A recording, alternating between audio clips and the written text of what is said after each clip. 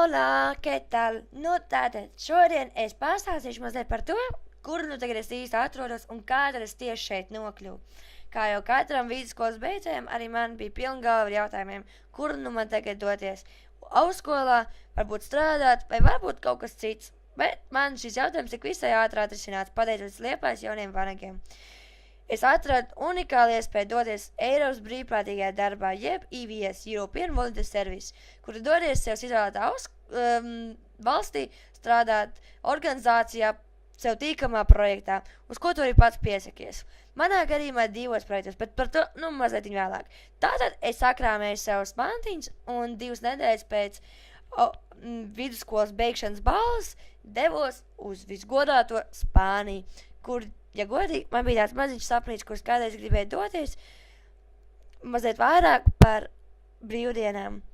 Kā jau mēs tagad visi redzam, es nemāku zīmēt pasaules karti, bet, es saku, ka man piedosiet.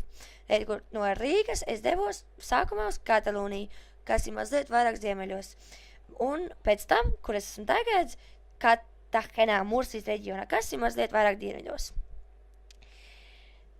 Cik ilgi es te esmu? Būšu 11 mēneši. Pagaidām esmu, šis ir mans 5. mēnesis, jeb jau beigas manam 5. mēnesim.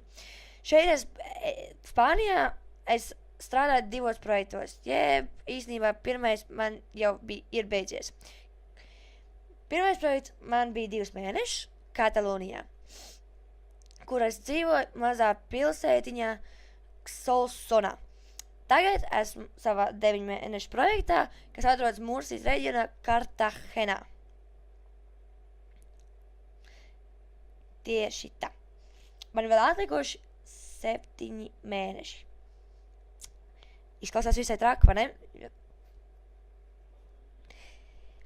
Tā ir mazliet cījā par pirmo projektu. Tas mums daba bija pilnīgi savādāk kā Latvijā.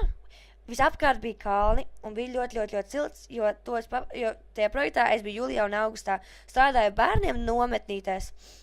Ja biju kā monitoru palīgs tur, kā arī sagatavoju online uzdevums angļu valodas pilnveidošanai. Otrajā projektā, kur esmu tagad, dzīvoju pilsētā Cartagenā, kas ir, teiksim tā, ostas pilsēta, bet mazliet savādāk nekā Liepājā. Tā ir mazliet industriālāka, jeb nav īsti piekļuvs pludmalei. Kā, piemēram, Liepājā, bet mums šeit nav kalnu. Labi, ir augstāk kalni nekā Latvijā, bet, ne tāda kā Katalūnijā. Šeit es strādāju ar bērniem 2 organizācijās. Vienā organizācijā, kurā es palīdzu viņiem pildīt mājas darbus.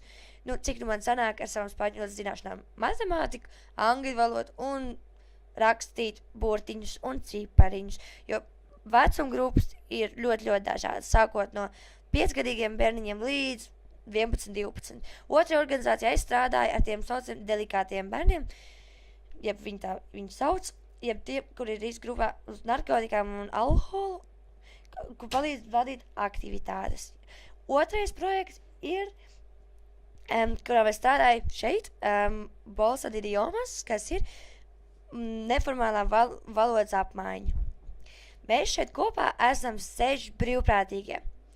Katrs strādā pie savu brīvprātīgā projektu, un mums arī ir savas kopīgās aktivitātes, jeb tās valodas apmaiņas, kā arī ekskursijas vai vēl kaut kas cits, ko mūsu organizācija piedāvā. Dzīvojam mēs 2 atsevišķos dzīvokļos, meiteņu un puišu dzīvoklī. Šeit esam, te ir itāļu meitene, itāļu puisis, ungārietis, vācietis un īrs, un es no Latvijas. Bet, teiksim tā, man ir ļoti palēmēs ar saviem līdzbiedriem, jo, teiksim tā, labāk nevarētu būt. Mēs esam draugi un kompanjoni. Ar ko man bija problēmas? Spāņu valoda, protams, jo nekad nebija to mācījusies. Mūzika šeit ir man visai sirdī tuva, visi cilvēki man dejot, un ēdiens ir vienkārši super brīnišķīgs. Nemāk aprakstīt, cik superīgs. Bet kas ir svarīgākais Eiropas brīvprātīgajā darbā, ja tu dodies kaut kur citu strādāt? Motivācija.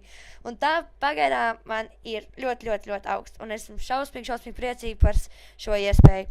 Tā kā, teiksim tā, paldies Liepājas jaunie vanagi un daudz laimes dzimšanas dienā!